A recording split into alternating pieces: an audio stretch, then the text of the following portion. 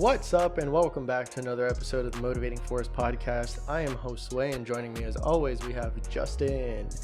Now this week, hopefully this one's a little bit shorter than previous episodes, but packed with a lot of information for you guys.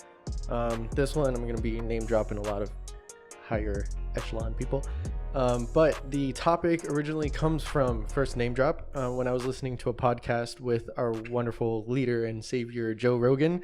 Just kidding. But he was interviewing Jordan B. Peterson on one of his new books.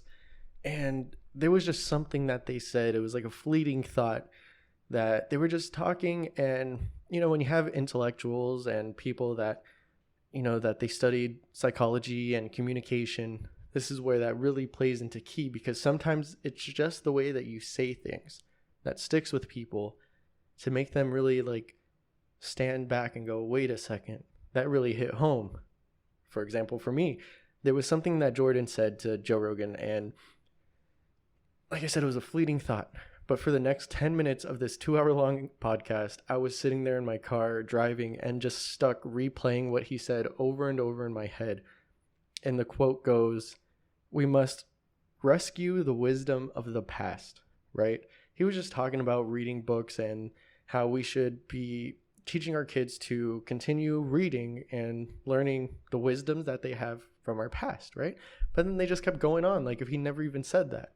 And it bothered me. So I had to pause it and I really had to think about it and kind of wrote out this little episode for us.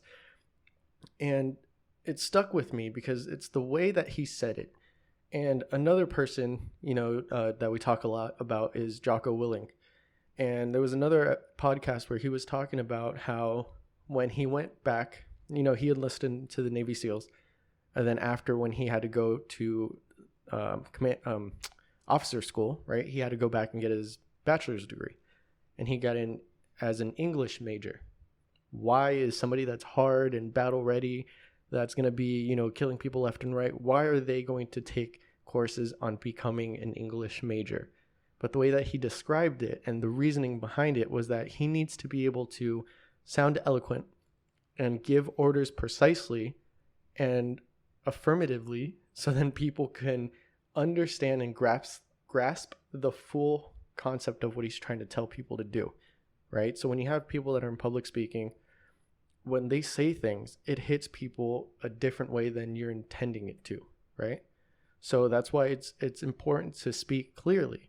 Now, I'm not talking about being an English major and all that stuff, but the importance of it is what I was just speaking on. What we're going to be talking about this episode is clearly rescuing the wisdom of the past and what that means to us. Well, I'd like to start already because we're already tying in a lot of information here up front. And, that quote, that is a beautiful quote, and I do see why it stuck with you so much. I haven't listened to that podcast yet, but I can tell it's going to be definitely a good one. And as far as Jocko Willink goes, I love it because it does tie everything together. And it's like, why is somebody in this type of profession going to go out there and seek a degree in English? And again, going back to rescuing the wisdom of the past, is there's so many things, everything in this world is going to tie together. Right. It always does, because we all come from nature.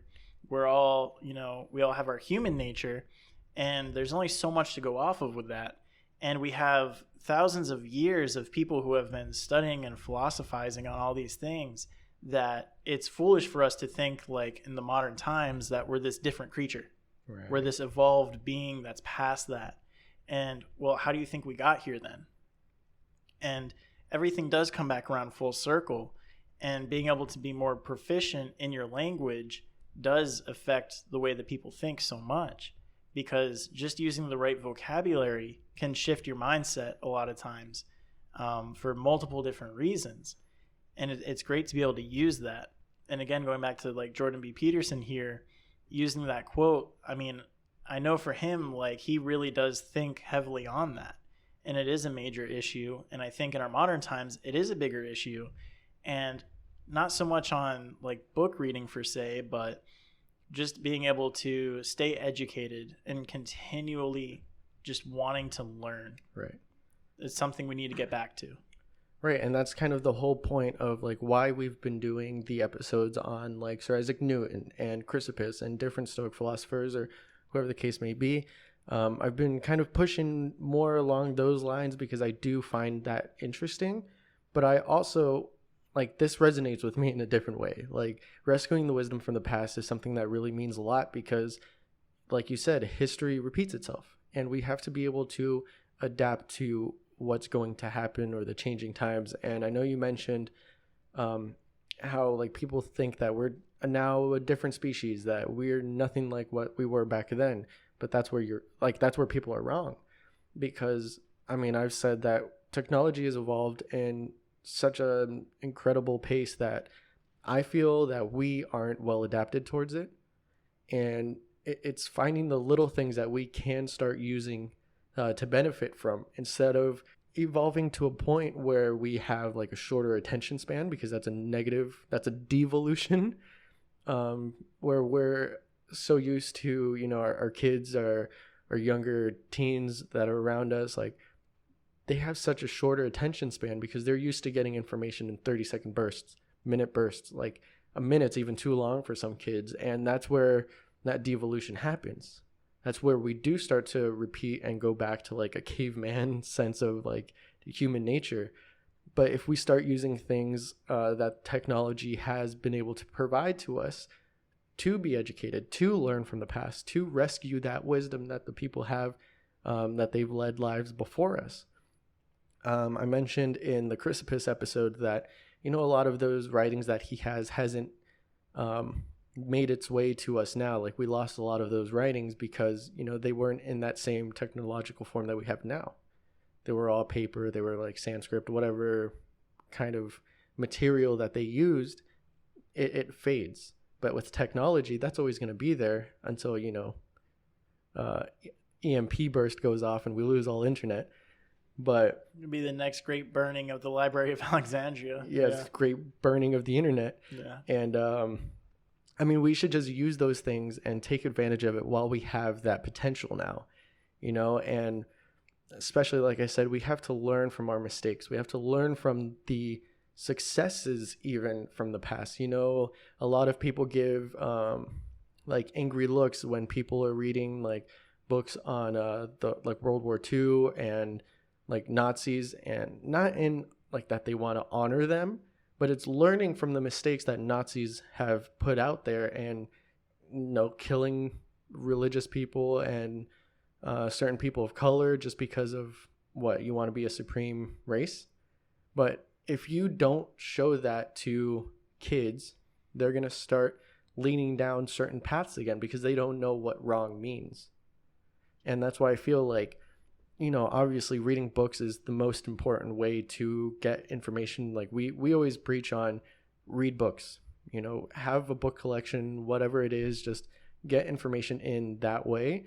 But I do understand that it's hard for some people to retain information via book. And that's why I kind of wanted to talk about like the technology aspect of it. The whole point is rescuing the wisdom from the past, and that doesn't necessarily have to be from books. A lot of people retain information from videos, from documentaries, and we have things like YouTube, thank God, and we have things like Netflix or Hulu, whatever it is. But there are streaming channels and things dedicated to education. And you don't have to look at it as like public schooling online.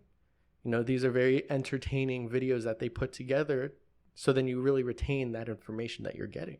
Yeah, I mean, I remember we were lining this topic up here and kind of giving an overview before we started the episode, and I had to look it up real quick because I was like, I know there's stuff out there like that. And one of them, like CuriosityStream, right? You get it on your TV, on your phone, it's everywhere. And it's even cheaper than Netflix and cheaper than Hulu, with just as much content, if not more. And it's things that are going to be productive and things that are going to help you grow. And the way we related it is like with the growth of technology, for all of your literature that was educational, philosophical, helpful towards the growth of humanity, you had just as much out there that was, the fiction, the novels, the mythologies, all that type of work. And what we see nowadays is it's the same thing, right? Because now we just have it in video form and documentaries and series and whatnot. And it's just more people lean towards wanting to read that fictional book instead of reading the book of education, the book of wisdom. And just being able to gear towards that. And it's like, you can continue to ride with technology and just get out there and watch more History Channel, watch more, Curiosity Stream. And even if it's just like one documentary a week, one series a week, something of that nature. And that's the beauty of it, is that's going to be like reading a book that week, because now you're just getting so much more information. And not to backtrack too far, but I love the point you bring up where people kind of look down on you for wanting to read some of the stuff, and the classic example, of course, being studying up on the history of Nazis and what happened in Germany. And what's really funny is my dad was actually having this conversation with somebody at work the other day, and it's like, and I know it's kind of hard for us to say because, I'm a white guy with blue eyes. White guy, blue eyes, yeah. So that kind of also paints the negative image there. But there is a lot to say about it, because we kind of want to refrain from teaching our kids the evils in the world. And it's the worst thing possible we can do. We can't shelter our kids from that. We can't shelter ourselves from that, because it can easily come back. And I feel like my dad worded it the best. And it's funny because he kind of made the whole room uncomfortable. And he was like, well, I think if you went back in time and you sat down and you talked with Hitler, you would have liked him. And everybody's kind of like, look at this white boy up here. But let's think about that for a second, right?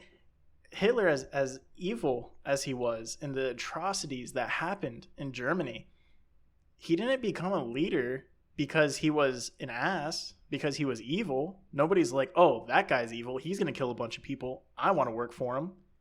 It's quite the opposite, You look at these serial killers, you look at like Ted Bundy and stuff. Everybody that talked with Ted Bundy, everybody that knew him, they were like, oh man, I love that dude, he's a cool guy. It's just that they had more evil in their heart than they did good. Yeah. But that goes to show the communication aspect as well, which clearly I lack. But the communication aspect of, if you're able to give a point to somebody and manipulate them, if it's good or bad, that goes a long way with if you have evil in your heart or not, evil intentions or not. But, let's get away from Hitler for a second. But you start taking away these atrocities or these bad things that have happened in our world. Like if you start painting the picture that Christopher Columbus was this good guy that came over and, did nobody harm, you're changing history and you're making a new narrative for something that happened a completely different way in our past. Yeah. And then that's why we have these outbursts now when we're finally realizing the truths and our history, the correct and the truthful history that's out there. But the whole point that I have here, meaning and tying together the technology, is that, of course, I said reading books is one of the best forms to take in this information, but whichever works for you, I'd recommend you lean into it. Gaining knowledge, even if it's about our past as a species, so even if you want to read like Sapiens, when they went straight from the beginning until now, that's a great book, by the way, I recommend to everybody. Gaining that knowledge is something no one can take away from you, and that's why we've led on to books so much. But you can also get a home field advantage on the people that want to take that knowledge away from you, that try to take that knowledge away from you. You can gain the advantage of, knowing the path to victory, whether it be philosophical, physical, or strategically, having that path set in front of you that have been laid out from those before you. That's where it really, it's, you can implement it now from somebody that was alive in 230 BC, like we did with Chrysippus. You can implement those things now and change the way psychologically you start thinking about things. And like I said, with technology, if your means of gaining knowledge is Netflix or YouTube, I mean, by all means go into that, because I work 3 nights, they're long shifts, so my first 2 nights I finish all the podcasts that I had for the week, And that third night, I'm sitting there with nothing to watch. So what do? I click on YouTube, go to the History Channel, watch whatever educational videos I can. And they make it interesting that you don't want to click off from it, that you go, oh, wait, let me look more into that. What about the Aztecs? What about, the Native Americans that were here before us? Like, why can't more people get that little like urge to want to know more? Don't relive the mistakes of the people before us. Yeah, I think that a big issue that I think people come into contact with trying to like grow from these educational channels and stuff is what you talked about, like Christopher Columbus.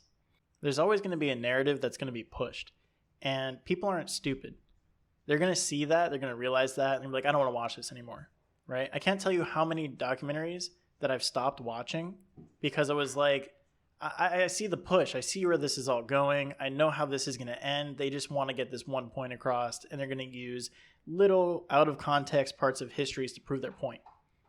And you can see that, and it's like that'll definitely deter people from education, which again is why we do preach on books and why we study people like Chrysippus, because we want to go back to that time, the people of that time, because the mindset, the culture, the historical content is going to be more contextual. It's going to include the whole picture. You're going to get a better understanding of it than you will from modern day interpretations.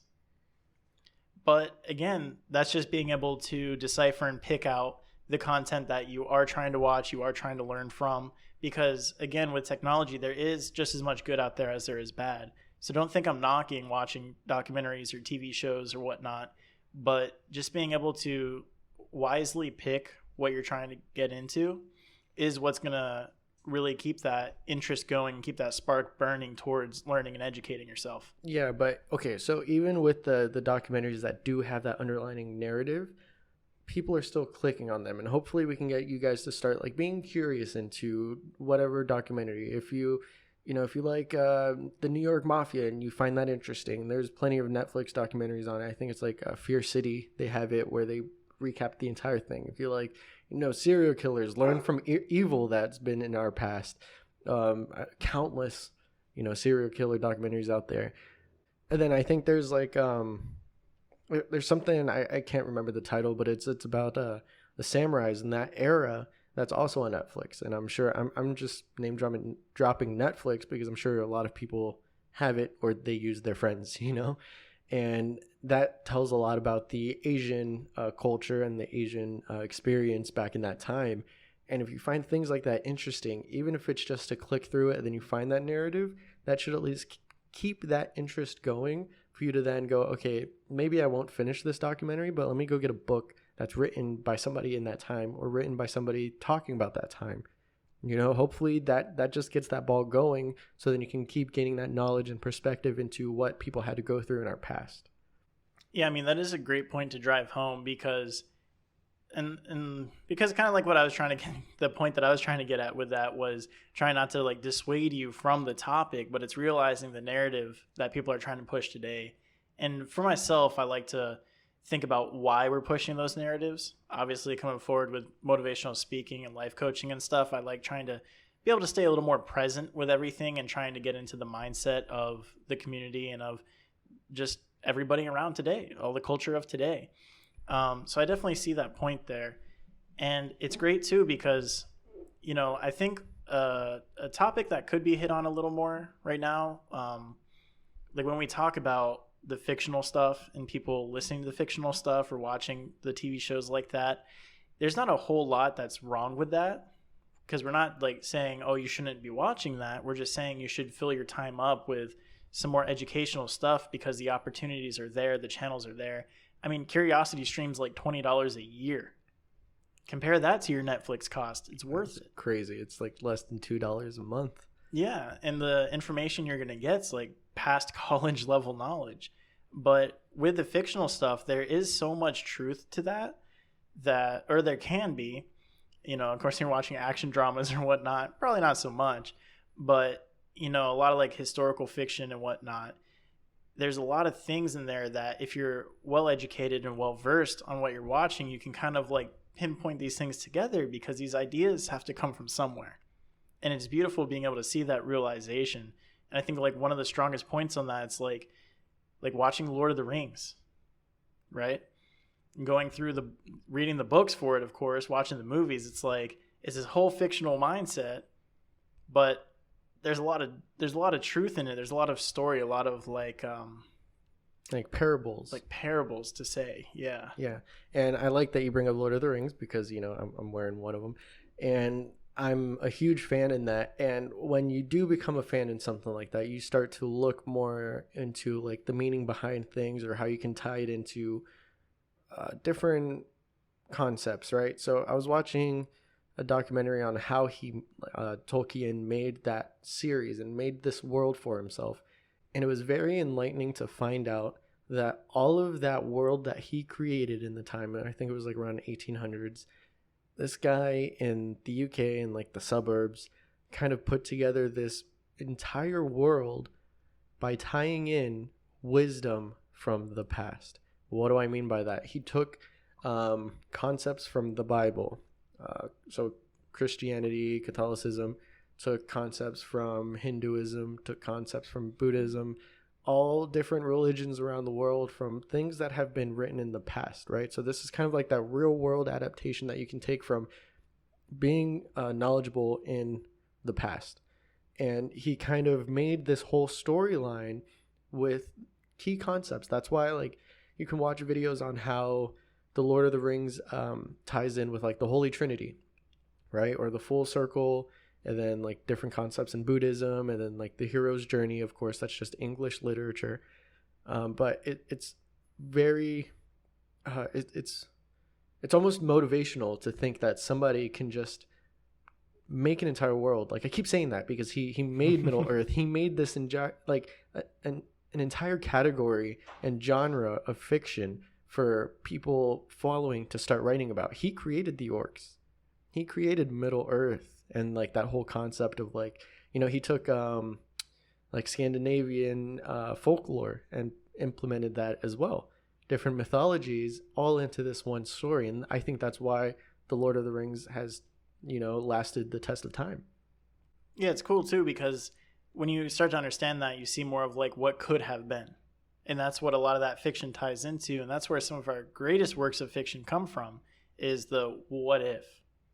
And all of it's not based off of some like woo-woo idea. It's based off of things that we actually have in our history, things we have in our culture, and taking certain parts of it and putting it to an extreme, because then it's more relatable to people. They can see that. And it's like with the idea of like even Lord of the Rings, creating the environment he did. Why were we so attached to it? What grew the community to it? And that's all those little tiny implications from our past that he weaved together into this new world. It makes it relatable. So there's a lot to say about the stories and the parables that you can learn from in fictional work. So we're definitely not striving to get away from that. We just, of course, want to push the self-growth, the self-development, and get you guys out there and open up the window and open up your perspective to the ease of information, the access of knowledge that you have at your fingertips today. Right. And if you want to open up another window and, you know, subscribe to the main page, if you want to check out all of our other videos we have out there, we have a full catalog. It's continually growing. Go ahead, like, subscribe, share the videos with your friends and family. We always recommend that. Very grateful everybody that is listening and has stuck around this long. Remember, we put out videos Mondays and Wednesdays at 8 a.m. EST. And you always feel welcome to follow our social medias. We have Facebook and Instagram. The links are in our description down below. And we are now on Anchor. So that means that we're most places that podcasts are available. You can check us out on there. But if you want that full video content, it's going to be on YouTube for the time being. And until next time, go on and get